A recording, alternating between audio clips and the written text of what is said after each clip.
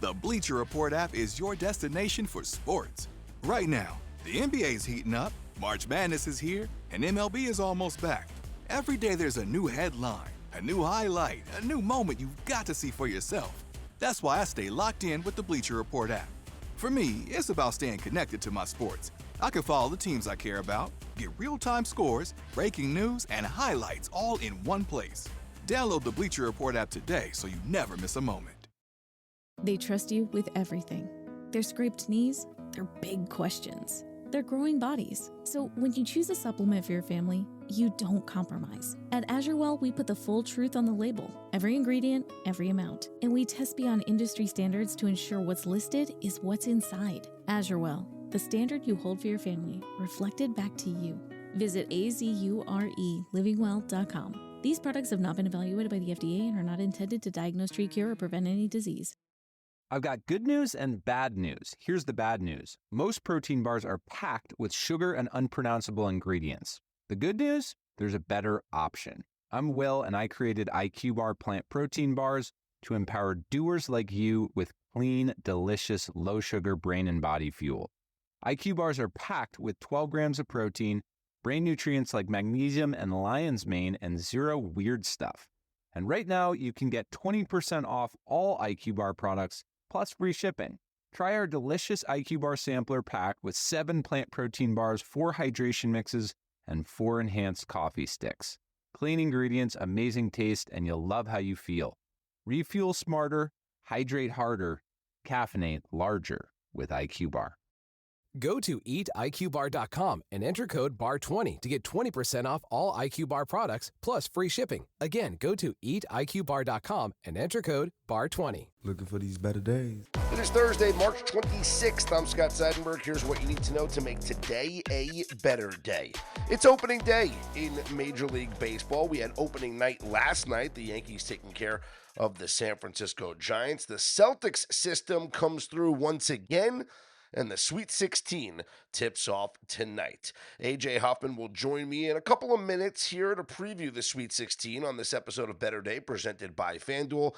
But we start in Major League Baseball, where the Yankees blanked the Giants 7-0 last night on baseball's opening night. This game was broadcast on Netflix. A lot of mixed reviews for the broadcast on Netflix. I'll be honest, I wasn't a fan of some of it. Now, the announcers, I mean, Matt Vasgersian's great, and you have, CC and Hunter Pence, and it was an okay broadcast from, like, the announcer's perspective, or from the announcer's point of view, like, for me, looking at it that way. I hated the score bug on the bottom right of the screen. I thought it was terrible. A lot of people on Twitter thought it was terrible. Other than that, it was a Netflix broadcast. Not much more you can take away from that. Just understanding a lot of advertising for Netflix on that broadcast. First 5 goes over 3.5, with the Yankees scoring 5 runs in the top of the second inning. They added 2 runs in the top of the 5th, so all 7 runs were scored in the first 5 innings, and all 7 of them off of Logan Webb. 6 of them earned. Logan Webb finished with 7 strikeouts, though, in just 5 innings, 7 runs allowed on 9 hits, so he does go over his strikeout prop, but he goes under his outs recorded prop. Meanwhile, the game pushes on the total of 7 because no other runs were scored. Max Fried finished with just 2 hits allowed, no runs, 1 walk, 4 strikeouts in 6 1/3 innings. The big story last night was that every player in the Yankees lineup got a hit, with the exception of Aaron Judge. Aaron Judge 0 for 5 with 4 strikeouts, but when the other 8 batters get hits, I think Aaron Judge can have an off day. Yankees win 7-0 over the San Francisco Giants. Both teams will be off today with the built-in off day after the opening night festivities. Here is your schedule for today in Major League Baseball. These odds are courtesy of our friends over at the FanDuel Sportsbook.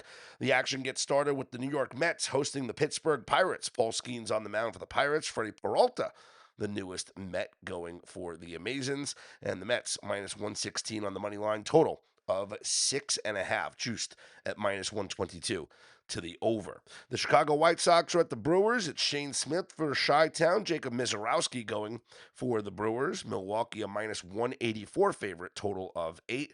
Cade Cavalli starts for the Nationals on the north side against the Chicago Cubs, and Matthew Boyd going for the Cubbies. Chicago minus 220, total of 8. Joe Ryan starts for the Twins in Baltimore against Trevor Rogers and the Orioles. The O's minus 134, total of 8.5. Garrett Crochet on the mound for the Red Sox in Cincinnati to take on the Reds. Andrew Abbott goes for Cincinnati. The Sox minus 158 on the road, total of 8. Jose Soriano gets the start for the Angels in Houston against Hunter Brown and the Astros. Stros minus 184, total of 8. Tarek Skubal on the mound for the Tigers in San Diego to take on the Padres. Nick Pivetta will go for the Fathers, and Skubal and the Tigers, a minus 130 road favorite, total of 7. Drew Rasmussen on the bump for the Rays in St. Louis to take on the Cardinals, and Matthew Liberatore, Tampa Bay, minus 124, total of 7.5. Nathan Eovaldi on the bump for the Rangers. They're in Philadelphia to take on the Phillies. Christopher Sanchez goes for Philly. The Phillies minus 148, total of 7.5. Zach Gallen for the Diamondbacks in LA to take on the Dodgers, and Yoshinobu Yamamoto. Dodgers minus 245, total of 9. And your nightcap, Tanner Bybee and the Cleveland Guardians are in Seattle to take on Logan Gilbert and the Mariners. M's minus 188, total of 6.5. Our brand new Major League Baseball Game Center is live up on betterday.com. It is free for the first week of the Major League Baseball season, so it is available for everyone, free for the public, just for the first week of the season, and then it becomes exclusive to Better Day Premium and Insider members. And it's just like the NBA Game Center for those who have checked out that preview. The best lines posted, so you'll be able to see on every game where the best lines are. So, for instance, looking at the Mets right now, I see it is minus 1.5. The best line is available at this sports book. Meanwhile, the total at 7 is available at this sports book. So there's all different odds, and it'll tell you where the best lines are for each of these games. And then you click on a game, and once the lineups are posted, you will get a projected box score with those lineups, just like the NBA Game Center. You'll also get player prop edges. So I can tell you right now, up on the Game Center, Freddie Peralta of the Mets has a strikeout line of 5.5, but we are projecting him at over 6. So a little bit of a value there maybe on the strikeout prop for Freddie Peralta. Check out the Major League Baseball Game Center. Just click on the MLB tab at betterday.com. Again, it is free for everyone for the first week of the Major League Baseball season. You'll also find a link to it on our homepage right underneath the daily newsletter. You'll see a link for the MLB Game Center. Really cool stuff, and the projections will sharpen up as the season moves along. Like right now, it's going off of prior data and last year's stats, some spring training numbers, but not much. But as we get more data for the 2026 season, the Game Center will get smarter because it will go purely off of this year's 2026 StatCast data and whatnot. Also features park factors, so you'll be able to see, the weather projections, the park factor projections.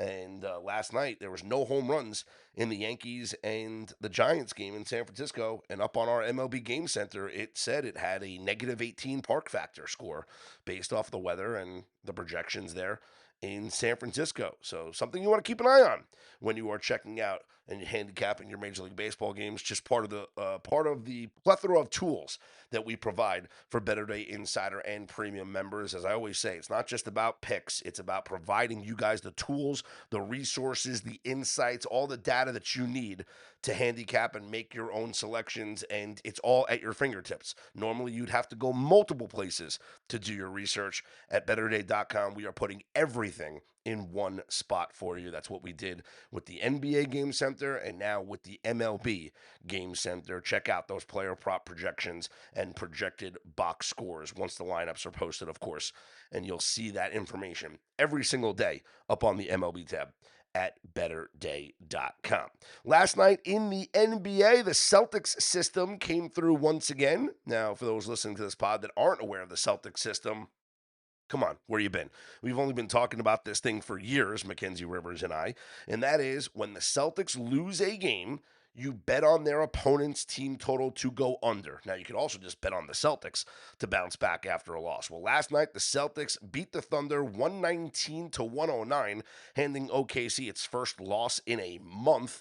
And in doing so, the 109 points went under the team total for the Oklahoma City Thunder, which was about 112 or so.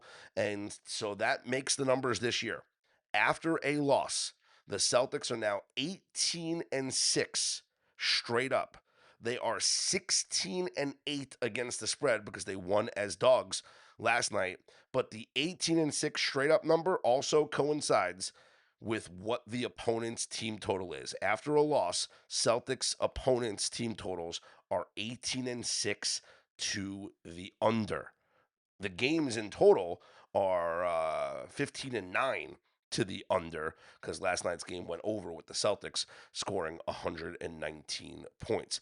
I would also like to mention that with the Thunder losing their first game in a while, you want to bet them to bounce back in their next game. So that'll be tomorrow against the Bulls. They'll be heavily favored, but I would expect a bounce back effort from the Thunder coming up tomorrow. There's only 3 games on your NBA schedule for tonight. That's because the day is just dominated by Major League Baseball. Knicks are at the Hornets, Pelicans at the Pistons, Kings visit the Magic. So no real games of note in the NBA. Your focus can be entirely on the Major League Baseball opening day and the Sweet 16. That's right.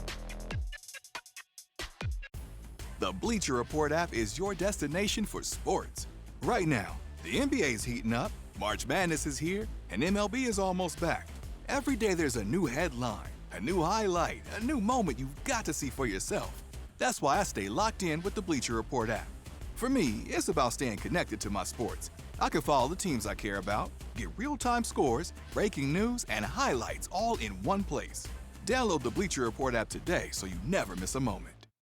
Hi, this is Alex Kantrowitz. I'm the host of Big Technology Podcast, a longtime reporter and an on-air contributor to CNBC. And if you're like me, you're trying to figure out how artificial intelligence is changing the business world and our lives. So each week on Big Technology, I bring on key actors from companies building AI tech and outsiders trying to influence it, asking where this is all going. They come from places like NVIDIA, Microsoft, Amazon, and plenty more. So if you want to be smart with your wallet, your career choices, in meetings with your colleagues, and at dinner parties, listen to Big Technology Podcast wherever you get your podcasts. College basketball is nonstop. Big games, tight spreads, momentum swings every night. And now FanDuel is giving you a way to turn that energy into bigger wins. With the College Basketball Parlay Profit Boost, here's how it works. Build any college hoops parlay you like. The early tip, the rivalry game, the ranked matchup, the late night West Coast shootout, mixed spreads, totals, props, whatever fits your read of the slate. Then just apply your profit boost and instantly bump up that potential payout. Go safe, go spicy, go with the team you've been following all season. It's your parlay, your style. Now with more upside behind it. Head to FanDuel.com/believe to get started. FanDuel, play your game. Must be 21 plus and present in select states. For Kansas, in affiliation with the Kansas Star Casino, or 18 plus and present in D.C., Kentucky, or Wyoming. Opt-in required. Minimum 2-leg parlay required. Bonus issued as a non-withdrawable Boost Builder tokens. Restrictions apply, including any token expiration and max wager amounts. See terms at sportsbook.fanduel.com. Gambling problem? Call 1-800-GAMBLER or 1-800-MY-RESET. Call 1-888-789-7777 or visit ccpg.org/chat in Connecticut or visit mdgamblinghelp.org in Maryland. Hope is here. Visit gamblinghelplinema.org or call 800-327-5050 for 24/7 support in Massachusetts, or call 877-8-HOPE-NY or text HOPE-NY in New York. For Louisiana, call 1-877-770-7867. Sweet 16 action of the NCAA tournament tips off tonight. Joining us now on this episode of Better Day, presented by FanDuel, is our good friend AJ Hoffman. Before we get to actually your picks and go game by game, what's the one storyline here that stands out to you after the first 2 rounds of the NCAA tournament? Now that we're here into the Sweet 16, what's the biggest storyline that's jumping out to you? I mean, I think the storyline that everybody is noticing the same thing is the mid-major is no longer sitting around in Sweet 16. There's no more Cinderellas, if that's what you want to call them. Although I guess the closest thing to one is Iowa, because this is really last year's Drake team wearing different uniforms. When the coach moved over, he brought over some of his best guys, and it's very similar to what we saw with last year's Drake team. So I guess if we were watching Drake in the Sweet 16 against Nebraska, everybody would say, "Oh, look at this, look at Drake, look at the little engine that could." But since they're wearing Iowa colors, everyone's like, "Ah, it's another Big Ten team." That might be the other thing is the dominance of the Big Ten. This has been an incredible tournament for them, having 6 teams in the Sweet 16, and this is the first time in I think it's the first time in 20 years that 2 Big Ten teams have played each other in the Sweet 16 round, and so it's been a long time, and for a conference that's been kind of down in the dumps as far as national championships. Man, if they can't get there this year, I don't know when they're going to get there, because they've got all they got a lot of bullets to fire for sure in this round. Yeah, 11 seed. The only double-digit seed is a power conference team out of the SEC. It's got more money than anyone. Exactly, a program that financially is more well off than the majority of the programs here than elsewhere in the Sweet 16. But let's start with that game, the 11-2 matchup there with Texas taking on Purdue. Up on FanDuel right now, AJ, Purdue a 7.5-point favorite, total of 147.5. Is this where the run comes to a close for the Longhorns? It's hard not to imagine that. I mean, this Texas team has played very well in the last 3 games, 3 games in 1 week, and they were all impressive. North Carolina State, BYU, those are quality wins, and then I think everybody was surprised at the Gonzaga game and how that went. But one thing that stands out of those 3 games is nobody could shoot against Texas. It's not like Texas played some great defense and had a hand in the face. It was just a lot of open shots missed. You can look at it 2 ways. You can weigh what Texas has done in these 3 games, and it has been impressive, or you can look at the full season. And quite frankly, the Texas defense all season long has been pretty dreadful. And that's a reason why they were one of the last teams in. That's a reason why they had to play in Dayton, is because they're not a very good defensive team. And now they've got to go against an offense that is firing on all cylinders, it feels like. And what's funny is maybe not even firing all cylinders yet, because Braden Smith, quite frankly, hasn't had a great tournament. And you don't expect that to last. You expect him to turn it on at some point. But everybody on Purdue is hitting their shots. And Fletcher Lawyer is a problem. I think Texas is going to have a real problem matching up with Trey Kaufman-Renn, because they really their only big man is going to have to be dealing with Osterkloff. Vokatitis is going to draw that matchup. So Trey Kaufman-Renn, the Texas, who is so guard heavy, doesn't really have another body on the floor to defend him. It feels like a pretty bad matchup for the Horns and a Purdue team that is firing on all cylinders right now. I expected this thing to be probably 9. So 7.5, I feel like there's some value on Purdue. Earlier in the week when it was 6.5, I was like, wow, what is going on here? But I think people are getting caught up in the magic that Texas has right now, and they're making a good run. And this is a team that certainly has the talent capable of hanging around in this game. They certainly have a good coach in Sean Miller, a guy who you trust in a tournament setting. It's just why are they just now starting to turn into what we thought they could be? That's the question. And for me, it's Purdue or pass. I could also see, because Texas has been playing such great offense, I could see an over. I could see a first half over, particularly just because if Purdue does get a lead, they tend to take the air out of the ball. But either way, it's a Purdue over lean for me. Okay, let's stick in that West region where the 1-4 matchup will be Arizona against Arkansas. Up on FanDuel right now, Arizona is a 7.5-point favorite. The total, 166.5. I've heard a lot of conversation. We've actually had conversations on this pod, AJ, about the real chance, even though it's 125 to 1 on FanDuel, that Darius Acuff finds his way as the number 1 overall pick. If Arkansas wins this game and then goes to the Final Four, and maybe he's the tournament most outstanding player, and it's a what have you done for me lately type of draft where people see his name and hear all the coaches talk about how he's the best player on the floor in every game that he plays in.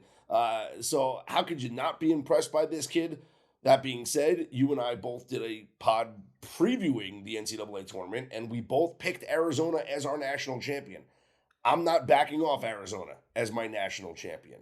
I don't know if I want to lay 7.5 in this game, but I do like Arizona to win and advance. Yeah, the problem is for Arkansas, it's Acuff and some solid Brazil.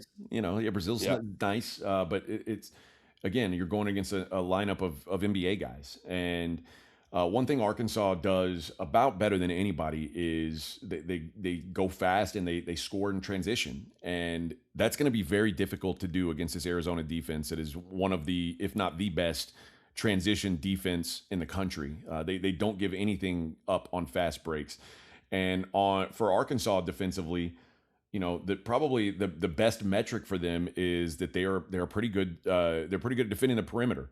And guess what? Arizona doesn't care if you defend the perimeter. Okay, you're going to take away the three. Cool. We're not going to shoot that anyway. We're going to be down and we're going to bully you and dunk on you. And it just kind of feels like at the rim there's such a huge edge here for Arizona. I'm with you that it's hard to want to lay 7.5. Calipari's been fantastic as a dog. He's in the tournament. He just doesn't. He always covers as an underdog. But I can't find a way to back Arkansas here other than looking at Calipari's metrics as a coach, because this is an Arkansas team that struggles to defend the rim, and Arizona, if you can't defend the rim, you've got no hope against this team. It's funny. I was talking about it on my show today. They're not all 7 feet tall, but they all kind of feel 7 feet tall when they're on the floor. And with the exception of maybe Bradley, who speaking of a guy who hasn't had a great tournament, but is probably kind of due to turn it around a little bit. If he catches fire, this Arizona team is going to be a problem, man. They've just got too many bodies. The more I've watched them, if you've watched every team in this tournament, it's pretty hard to argue against Arizona being the best team right now. So, not rushing to bet -7.5, but if I had to bet this game, it's the only way I would look. I don't believe, has Calipari been a dog in the tournament? Oh yeah. Let's see. 3-1 straight up, 3-0-1 ATS as a dog in the tournament. Yeah. Last time was March of 2017, Kentucky against North Carolina. That was the straight up loss and the push against the spread. Other than that, before that, 3 straight wins against UCLA, against Louisville, and against Wichita in 2014. How about that? That was the time when they made Kentucky an 8 seed, and it was like, is this right? Is this right? Yeah, ended up not being right. So it's only happened 4 times with John Calipari as a dog in the tournament. 3-1 straight up, 3-0-1 against the spread. So it sounds like you are then sticking with your pre-tournament bracket prediction that when we get to the regional final, it'll be Arizona winning, and in this case, it'll be Arizona winning against Purdue, we think. That's what I believe, yeah. Okay. Let's go to the South region tonight. We have, I guess you called it earlier, maybe the Cinderella matchup here. The 9 versus the 4, Iowa against Nebraska. It's hard to believe that one of these teams will be playing in the regional final. Right now up on FanDuel, Nebraska, a 1.5-point favorite, total of 131.5. And there is, AJ, I talked about this on yesterday's pod, there is a significant trend that when you win in the NCAA tournament as a double-digit dog, you do not win in your next game. Yeah, it's tough. They spent the whole weekend kind of celebrating. Hey, what a great accomplishment we just had. Everybody's patting them on the back. But in this case, they're not playing. I mean, I have to imagine Nebraska's been getting quite a few attaboys this week too, considering that they'd never won a tournament game before this tournament. So I do think this is 2 unlikely teams to be here. Like if you said that at the beginning of the season, but Nebraska has quietly been really sharp all year long, and Nebraska defends the 3 better than just about anybody in the country, and they shoot the 3 really well also, which there's 2 things there. There's, hey, that's great. You do the things that matter in today's age of basketball. If you can shoot the 3 and take away the 3, that goes a long way. But also the other side of that is there's a wide variance of outcomes. There's a wide range of outcomes that can, like, you're going to have bad shooting days. Your opponent's going to have a great shooting day someday, no matter how good defensively you are at it. So there is sort of a roller coaster that Nebraska could be. Iowa very steady, but we've seen 2 pretty low scoring games with these guys. I would kind of guess that that's what we get again, particularly on a neutral floor. But this is a tough game to call from a spread standpoint. They played twice. Iowa won one on their home court, a nip and tuck game. Nebraska won in overtime on their court. So both these teams have been competitive against each other. I think this is going to be a close one. I do think that I trust Nebraska a little bit more just because I've bought into them over the full season as opposed to Iowa. I think Nebraska, it's kind of weird to say, Nebraska is the more talented squad here. So I think I'm going to go with Nebraska. But again, not a matchup I feel super strong about one way or the other. So here's the trends. In the NCAA tournament, you win as double-digit dog all time. This is going back to 2013. You win as double-digit dog. How do you do in your next game?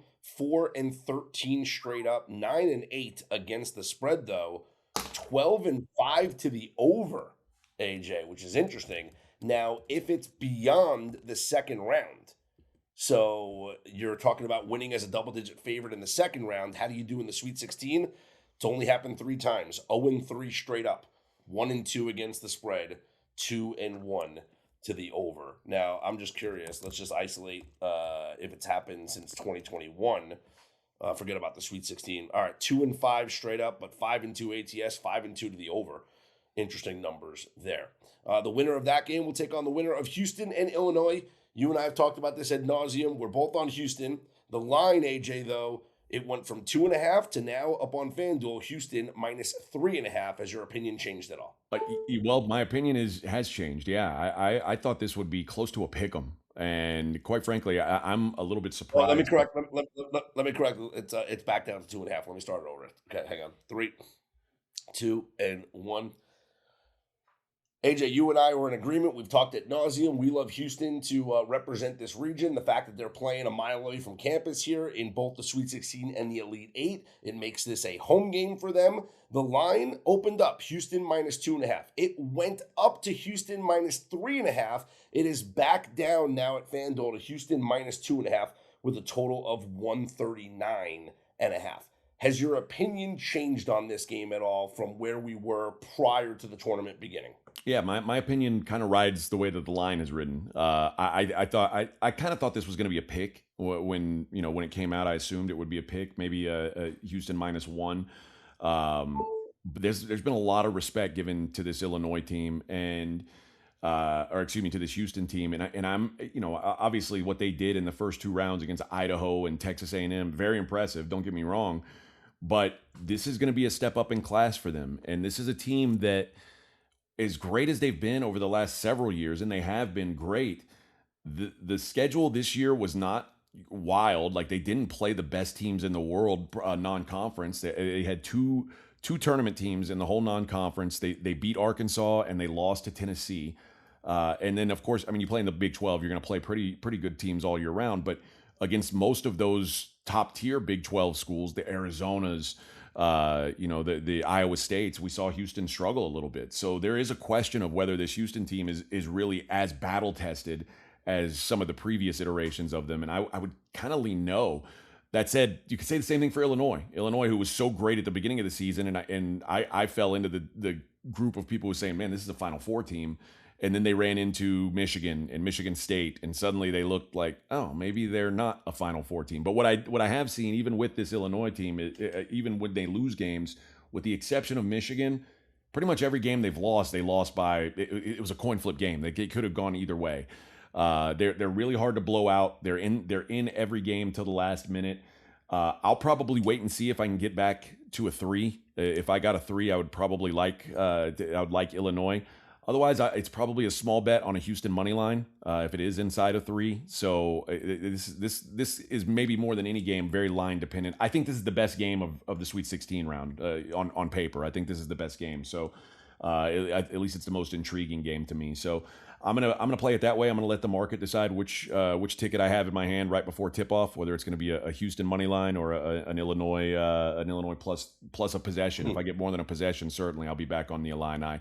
I actually waited too long to bet Illinois because I thought the line was going to keep rising because it took off pretty quick. So it got pushed back down. I'm not sure who released it or what happened to get it back down that way, but my guess is on game day, we're going to see some today. We're going to see some Houston money come in on the 2 seed especially once people start figuring out, they're playing in Houston. You tell me. So I think we'll see some of that money, and if I get on the other side of 3, it'll be an Illinois ticket for me. Okay. Are we in agreement, though? The winner of this game, though, represents the region? Oh, absolutely. Wins the next game? 100% there. Okay. This is the Final Four game, or game 4 ticket to the Final Four, I believe. I don't think, Illinois really kind of figured out what Nebraska was doing when they played them the second time. Kudos to Nebraska for that first game. But yeah, Illinois seeing you for a third time, I think they're going to be problematic. And I just think the physicality from Houston is too much for either one of those teams. And again, Houston's not like going to live and die by the 3, so they're not that worried about Nebraska being good defending the 3. So yeah, I think the winner of this game is headed to the Final Four. To move on to tomorrow, we have St. John's taking on Duke in the East region, and this spread was pretty interesting because it was 6.5. Well, it was 7, 6.5, 7, 6.5. Now Duke minus 6.5, minus 114 up on FanDuel. Total of 141.5. I can't get away from wanting to bet St. John's. Now, full disclosure, everyone knows that's listening to this podcast, I was burned, but with St. John's not covering 3.5 against Kansas. But let's just take the final result out of it. Look at how they played against Kansas. They had a 14-point lead late in the game. And I gotta believe that Pitino has been just drilling his guys for the past couple of days about how they blew that lead and almost blew the game. Look at his reaction after Darling hit the game-winning layup. He basically walked off the court like they lost the game. So I would imagine we get a much more focused St. John's, a better defensive effort from St. John's, and I think they keep it close here, if not win it outright against Duke. One thing about St. John's is in this matchup particularly, Duke is going to get their defensive rebounds. They're not going to give St. John's a lot of second chances, and they don't put you on the foul line. So that leaves St. John's. If you like St. John's, you have to assume they're going to hit some shots, and that has been problematic at times. I do think defensively they match up well with Duke, particularly because I'm not a doctor. But I can't imagine that Caleb Foster is going to be back, and without him, their offense it's clearly not the same. They could have easily lost to Siena because they couldn't handle the ball. So my first thought is this is an under game. I think the over's taken money, if I'm not mistaken. I don't really understand the logic behind it, but I do think that, especially with St. John, a good pressing team could really give Baby Boozer or Little Boozer some problems if he's got to be the primary ball handler. So I see paths for St. John's to keep this a low scoring game. I just worry offensively where does it come from? The biggest fear is obviously this turns into that UConn game where they can't hit any shots. UConn gets every rebound, and it suddenly looks like a varsity versus JV scrimmage. I don't expect that to be the case because I like I said, I think St. John's can kind of hold this Duke team down defensively, especially this sort of lesser Duke team than it was at full strength.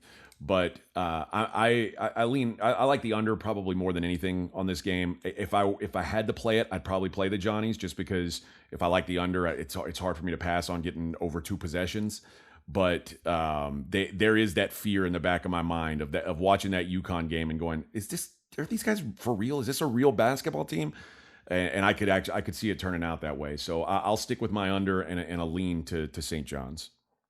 So what I talked about with on yesterday's pod, I had Joe Serralo on with me, and we were talking about this game, and he does like the Johnnies and he likes the under as well. But I had suggested, what about playing a Duke team total to go under? It's at 73.5. Because if we like the under in the game and I lean towards St. John's keeping it close, like I don't think St. John's wins like 80-78, I think No. St. John's wins, 74-71. I think St. John's wins 70-67 or Duke wins, 70-67 type game. Yeah, I don't hate that either way. I think that's a good look, but I mean I probably like the St. John's offense less than anything in this in this Yeah. matchup. So that's why I want to keep that full game under, just because I think that I don't want to take out what I think is the worst unit from that equation. So I'll take the full game under. If you are firm on St. John's and you want to back them, I think that's probably a good look. They hold Duke down.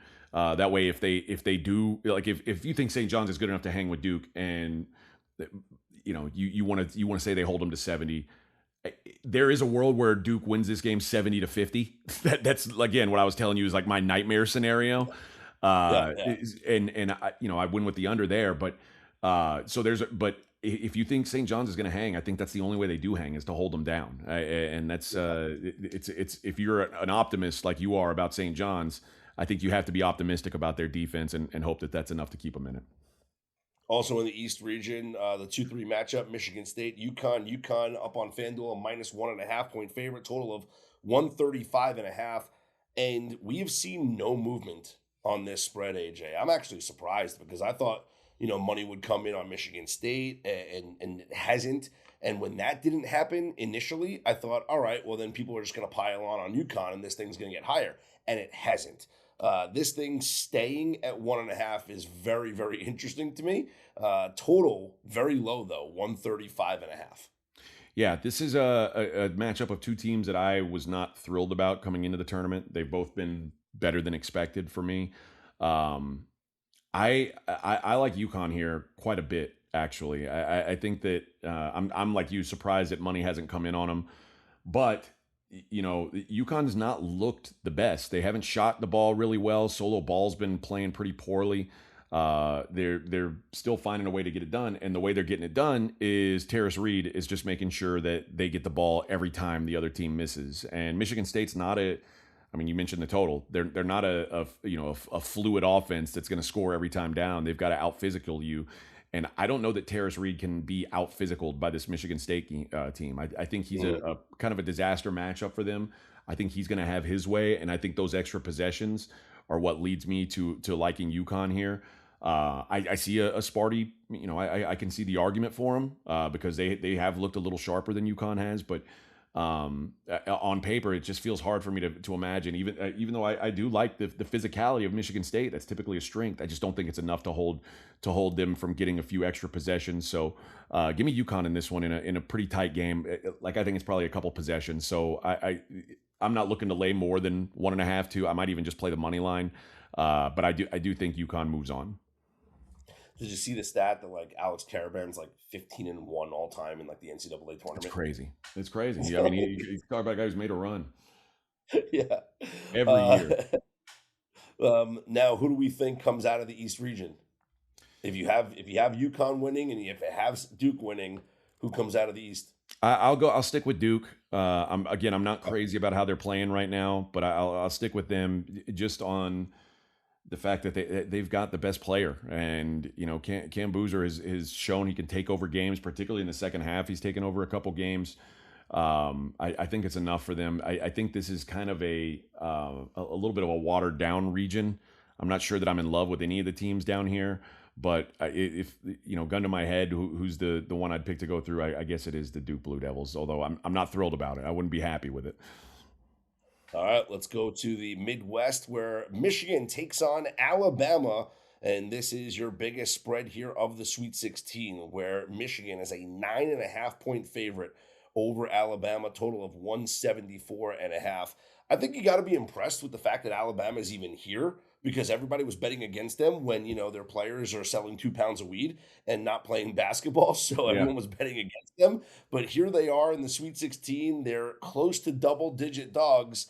Can they give Michigan a game with their roster as presently constituted? Yeah, if they chuck up 43s and hit about half of them, they're right in this game, and that's what I'm almost certain that's what they're going to do. They shoot as much as anybody. And Michigan, their weakness is getting, you have to beat them over the top. Alabama's not going to get to the rim against this team. Michigan's got the best shot blocker in the country. It's just not going to work out. So they are going to have to bomb away from three. They're more than comfortable doing it. I just don't know if, I don't know if the volume of it is going to be enough to keep them in this game. Michigan's going to have their way. They're going to score at will down low. It's just, I think this is a tough game to call because I think it's very reliant on how many of Alabama's shots fall. And if it's a good percentage, this number is way too big. If Alabama's chucking and it's not going their way, this could be a 20-point game if Alabama's shots aren't falling. So it's, the up and down thing that Alabama likes to do, the pace that they play at can be very detrimental if shots aren't falling. And now you're kind of counting on, one guy really to make the shots fall. Because like you said, they've got some weed dealing going on that's keeping their best shooter sitting at home. But LeBaron Feinlein's a guy that you can count on to try and at least try and take over the game. It wouldn't shock me. Like I said, if they hit 45% from three, they're going to be in it. Anything lower than that, I think they could get washed by Michigan here. Okay. I think this is a great game if you're a daily fantasy player or like you want to do player props. I think almost everybody's going to be, over on their player prop stats. I think this is going to be one of those games where, especially the star players, Lindenberg, Phylon, I think they're going to have huge games just because there's going to be so many opportunities. Particularly, I think Phylon, because I think they're going to be chasing, and I think they're going to put the ball in his hands a lot and say, "Hey, man, we need you to make something happen." So that's probably the easiest way to look at this game is maybe from a player prop standpoint. All right. And then finally, Iowa State takes on Tennessee. Iowa State 4.5-point favorites, total of 138.5. And it looks like Jefferson's going to be back for Iowa State. Like, do you think that this line is baking in Jefferson coming back? And then if it's official, does it stay at 4.5 or does it go up to 5.5? Because, we saw with the Kentucky game when, it was kind of baked in that he wasn't playing. And then when he was announced that he wasn't playing, that line moved in favor of Kentucky, kind of like a public reaction. Do we think we see a similar thing happen here for Iowa State against Tennessee? I don't believe Jefferson's going to play. I saw that man riding around on a scooter, like on one of those knee scooters. That, like, if you're on a knee scooter and you're out playing a high level game like this the next week, that's just remarkable. And maybe but him being out is the reason why I love Tennessee here. And I agree, you may get more money coming in on Tennessee late. Because I don't think he's going to be announced in, and without him, I think Tennessee becomes a really tough matchup for Iowa State because all the physicality that Jefferson brings and the rebounding, that swings all the way to Tennessee's side of the bar if he's not on the floor. So I may look to buy out of this position if I'm watching on Friday night and see Jefferson out there warming up and looking good and dunking the ball. I might go uh-oh and feel like I'm in trouble. But right now, I can't imagine that he plays, and without him, I think that this is probably a pick 'em. Like, this is a coin flip game if Jefferson's not on the floor, and you're giving me 4.5 points. It's too many for me to pass on. Now there is Rick Barnes. This is where Rick Barnes seasons go to die every year, the Sweet 16. But I do feel like on paper that without Jefferson, this personnel matchup swings wildly over to Tennessee's side. So I like the Vols. Probably my best bet of the day is going to be, or my best bet for us talking here that I've talked about. My most confident play right now is Tennessee plus the points. So who goes to the Final Four to the Midwest? Oh, this is I've said I wasn't going to bet Michigan, and this is the one where I kind of threw my darts. I went with Texas Tech and I went with Virginia, and they're both sitting at home now. You know what? I'll go a little. I'll stay off the beaten path, and I'll say Tennessee. I'll say Tennessee gets the win here, and I think their physicality matches up well with Michigan, and they're able to hold Michigan down a little bit, make Michigan beat them over the top. I like the idea of that. So that'll be my. I'll stick with this being my ballsy part of my bracket, and I'll go with the Vols to be in Indianapolis. Love the insight there from AJ on the Sweet 16. We've now previewed these games for 3-4 straight days. Like, we are ready to place our bets. We are ready to watch these games unfold tonight. We do have a free play, a bet from our very own Colby Marchio up on our homepage at betterday.com. It is for a Sweet 16 game tonight. And maybe Colby is in line with AJ Hoffman. We'll see. You'll check out the link by clicking on that free play on our homepage at betterday.com. Once again, the Major League Baseball Game Center is live. You can click on the MLB tab up on betterday.com. Also learn how you can become a Better Day Insider or Premium member by checking out the link there on our homepage. Reminder to follow us on social media, as we will have a live stream later on today with Colby Marchio and Jake Hassan for Major League Baseball opening day and the Sweet 16. That will be streaming on the Better Day Twitter page and the Better Day YouTube account as well. I'm Scott Seidenberg. Here's hoping you make today and every day a better day.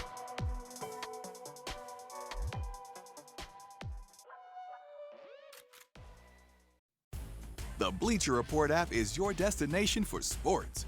Right now, the NBA is heating up, March Madness is here, and MLB is almost back. Every day there's a new headline, a new highlight, a new moment you've got to see for yourself. That's why I stay locked in with the Bleacher Report app. For me, it's about staying connected to my sports. I can follow the teams I care about, get real-time scores, breaking news, and highlights all in one place. Download the Bleacher Report app today so you never miss a moment. Tired of tossing and turning all night? Try Myco Benefits sleep capsules from Host Defense. Made to help you sleep and face the day feeling rested. They feature lion's mane and reishi mushroom mycelium, enhanced with herbs, vitamins, and minerals targeted for overall sleep quality.